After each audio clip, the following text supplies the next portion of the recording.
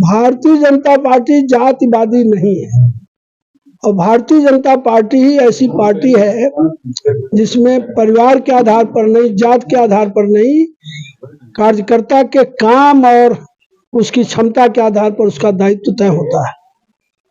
अनुसूचित मोर्चे के सम्मेलन का उद्देश्य जातिवाद नहीं था। अनुसूचित मोर्चा ने हमारा जो काम अनुसूचित वर्ग में किया है, सरकार ने जो हमारा काम किया है, उसको कितनी स्वीकृति है। और दूसरे शब्दों में हम कहें तो अनुसूचित के लोग ही प्रेरित कर रहे थे कि हम लोगों का सम्मेलन करिए, और आज उस कार्यक्रम का परिणाम यह है कि अगर आप ये देखें कि कभी अनुसूचित व्यक्ति मायावती के कार्यक्रमों में जाने के लिए उमड़ता था और जिस तरीके से भाजपा कार्यक्रमों के लिए उमड़ा, इससे स्पष्ट है कि अनुसूचित वर्ग सही अर्थों में भाजपा को अपना हितैषी मान चुका है और केवल माना नहीं है। हमारे प्रधानमंत्री ने हर व्यक्ति को, चाहे जिस वर्ग का हो, गरीबी रेखा के नीचे, अनुसूचित तो 100% है, मुफ्त मकान दिया, मुफ्त शौचालय दिया, मुफ्त शिक्षा, मुफ्त बिजली, मुफ्त गैस कनेक्शन, अब मुफ्त खवाई, अब मुफ्त दवाई तो मिल रहा है उनको, कोई का भेद नहीं किया। तो हमारी सरकार सबका साथ सबका विकास, उसके बाद उनको सोचना है कि हम कहाँ रहेंगे। और मेरा विश्वास है कि जनता का विश्वास श्रीमान नरेंद्र मोदी जी के नेतृत्व में है, और जनता ही नहीं, आज देश में परिस्थिति बनी है कि मोदी जी के नेतृत्व में जहां जन कल्याणकारी काम हुए हैं, वही देश का उत्थान हुआ है। आज देश इकोनॉमी में 5वें नंबर की इकोनॉमी बन गया। आज भारत विश्व को मदद करने वाला देश बन गया। आज भारत के प्रधानमंत्री विश्व के 77% लोगों ने इनको स्वीकारा है। इनकी लोकप्रियता आज सर्वश्रेष्ठ हो गई और विश्व के आइकॉन बन गए।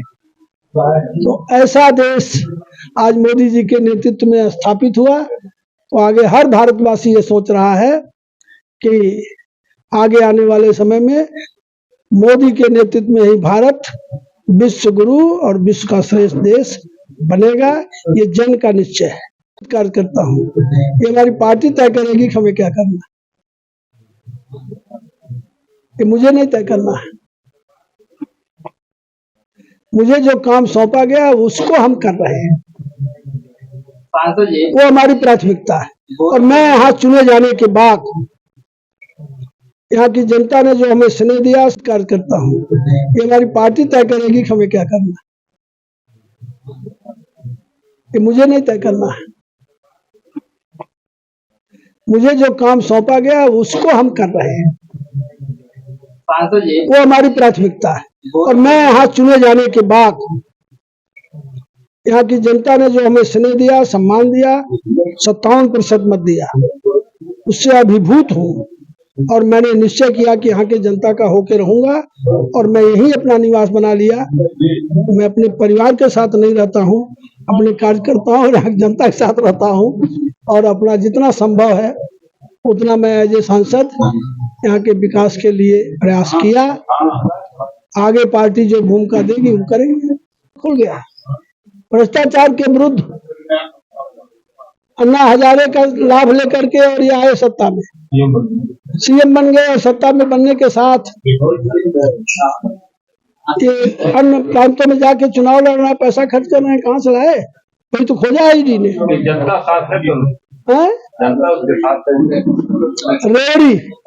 रेवड़ी बांट के लोग शासन में आए, तुष्टिकरण करके शासन में आए।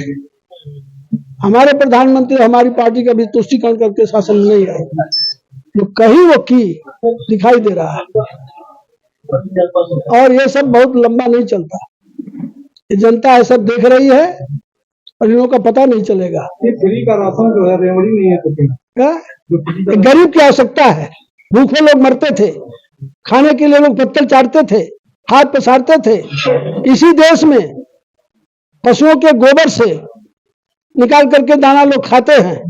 और इस प्रधानमंत्री ने उसकी पीड़ा को समझा।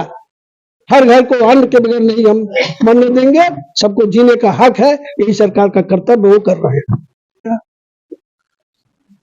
तो मैं निरंतर इस भाव से काम करता रहा कि देवरिया का सर्वांगीण विकास हो, देवरिया के लोगों को सरकार द्वारा प्रदत्त सुविधाएं मिले, और इसको ध्यान में रख करके हमने भिन्न भिन्न विभागों से भिन्न भिन्न योजनाओं को देवरिया लाने का प्रयास किया।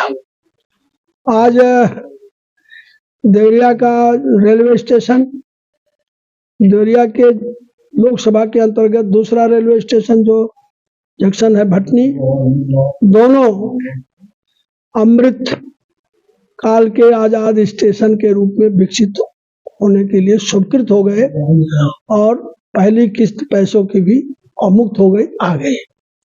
स्टेशन स्मार्ट भी बनेंगे और एकदम हवाई अड्डे जैसे बनेंगे।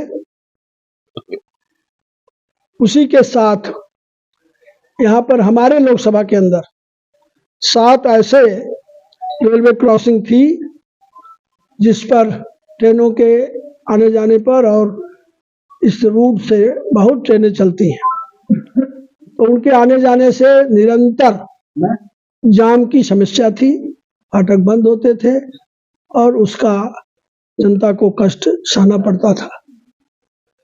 उसका भी हमने प्रयास किया। तो मैं अपने रेल मंत्री जी को, प्रधानमंत्री जी को बधाई दूंगा। उन्होंने 7 जो थे हमारे रेलवे बाईपास फाटक, उसमें अंडर पास स्वीकृत हो गया, प्रक्रिया में आ गया, वो भी जल्द बनना शुरू होगा। और 7 क्रॉसिंग पर जब अंडर पास बन जाएगा तो जाम की समस्या भी खत्म होगी, लोगों की असुविधा भी खत्म होगी। अगर हम ये कहें तो रेल विभाग के जो समस्याएं थी वो लगभग सभी पूर्ण हो गई।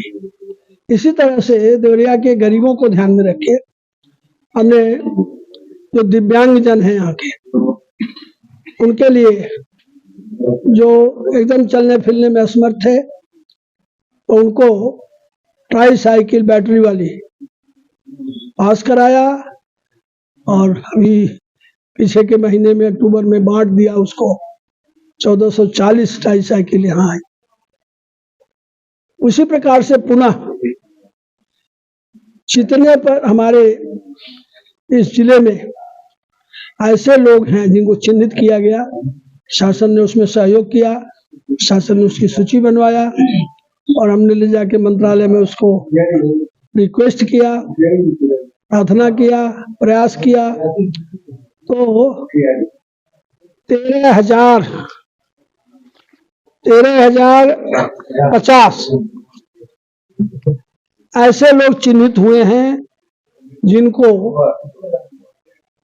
बुढ़ापे के सहारा के जो चाहिए, उसमें से उनको 7 चीजें मिलेंगी।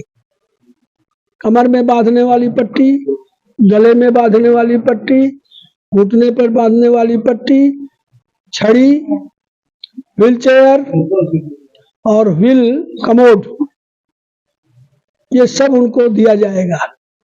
ऐसे लोगों की संख्या मेरी लोकसभा में 13,000 तो 40, ये तो पूरे जिले में है, लेकिन हमारे लोकसभा में 10,655 ये हमारे लोकसभा में चिन्हित हुए हैं, प्रयास करके चिन्हित कराया गया। भारतीय जनता पार्टी जातिवादी नहीं है, और भारतीय जनता पार्टी ही ऐसी पार्टी है जिसमें परिवार के आधार पर नहीं, जात के आधार पर नहीं, कार्यकर्ता के काम और उसकी क्षमता के आधार पर उसका दायित्व तय होता है। अनुसूचित मोर्चे के सम्मेलन का उद्देश्य जातिवाद नहीं था।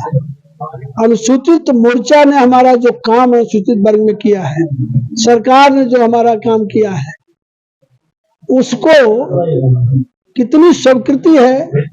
और दूसरे शब्दों में हम कहें तो अनुसूचित के लोग ही प्रेरित कर रहे थे कि हम लोगों का सम्मेलन करिए, और आज उस कार्यक्रम का परिणाम यह है कि अगर आप ये देखें कि कभी अनुसूचित व्यक्ति मायावती के कार्यक्रमों में जाने के लिए उमड़ता था और जिस तरीके से भाजपा के कार्यक्रमों के लिए उमड़ा, इससे स्पष्ट है कि अनुसूचित वर्ग सही अर्थों में भाजपा को अपना हितैषी मान चुका है और केवल माना नहीं है। हमारे प्रधानमंत्री ने हर व्यक्ति को, चाहे जिस वर्ग का हो, गरीबी रेखा के नीचे, अनुसूचित तो 100% है, मुफ्त मकान दिया, मुफ्त शौचालय दिया, मुफ्त शिक्षा, मुफ्त बिजली, मुफ्त गैस कनेक्शन, अब मुफ्त खवाई, अब मुफ्त दवाई, तो मिल रहा है उनको, कोई का भेद नहीं किया। तो हमारी सरकार सबका साथ सबका विकास, उसके बाद उनको सोचना है कि हम कहाँ रहेंगे।